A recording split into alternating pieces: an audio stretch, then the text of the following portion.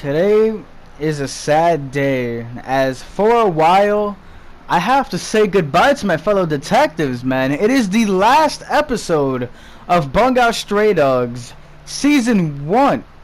But I looked on my anime list, and Season 2 was like already on there, so I guess it was already predetermined that they were gonna have a Season 2, which is fucking awesome.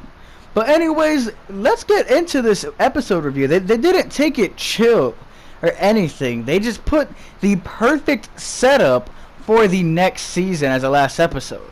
And I really like that, because usually you see episodes go hard as fuck, and then the 12th episode, they're just calming down from the 11th, you know, just talking about what could possibly happen. Nah, man, this episode went full fucking throttle. What's gonna be happening the next season? So basically what happens is the Great Gatsby, that's what I'm going to call him. I think his name is like Francis some shit Fitzgerald, but I'm going to call him Great Gatsby because that's his Stan's power, or his gift, I'm sorry, Stan's taken already, but yeah, basically he is trying to buy the company away from the president, the investigators company, but not for the company itself, but for the gifted license. Apparently the gifted license, you have to do a lot of shit for it. You can't just buy it with money. So of course the president says, hell no, people like you who have money for brains should not be, you know, getting shit like this. That's why you can't get this normally, because you don't have the brains for it. All you do is think with money. And then Great Gatsby's like, okay, whatever. Just remember one thing. I always get what I want. So basically on that off note, the cowboy kid sees them out, but when they get out of the elevator, the cowboy kid is not there, but the red-haired girl has his hat. Now, I knew this was going to happen. I'm like, don't leave him alone with the enemy. You're really dumb. Somebody go with them. But, of course, nobody listens to me, since obviously they can't fucking hear me. I'm talking to them through a tablet, so as the episode continues, more of the people disappear. Then we see that it is the red-haired girl and her gift, which is basically she creates her own little dimension, and she has her own little stand type thing. She reminds me of Dr. Blythe from Hunter x Hunter, Pito's little thing that heals niggas. Her little thing reminds me of that, so I'm just gonna call her Dr. Blythe because I don't remember her name. Like, it's honestly not that important to me either.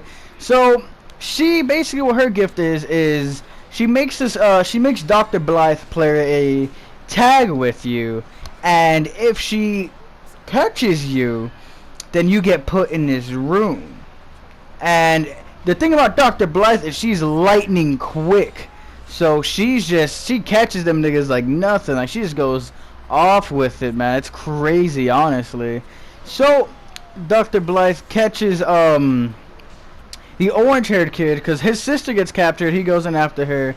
Atsushi goes in after him, and this guy looking for his beloved girl is in there as well. So the orange-haired guy gets captured, so it's up to Atsushi, and because of his gift, which is the tiger, the were-tiger, he's extremely fast, and Dr. Blythe is having a bit of trouble, but eventually he realizes that he can't do it, so he tries to leave. But luckily, the other man that's in there with him looking for his little girl or whatever is basically told him that if he leaves that room, then he's not going to remember anything about what happened in there, and that all his friends are going to be left for dead. So when that happens, we see that this guy is actually much more than just a random guy looking for his girl. That he basically has a bunch of malice. We can see the evil radiating off of him. The guy is not some ordinary dude. So then he proceeds to help Atsushi get his friends back, but he also gets his little girl back, so everything is fine. They all get out. Kyoko is worried as hell about Atsushi. She gives him a nice little kawaii hug towards the end.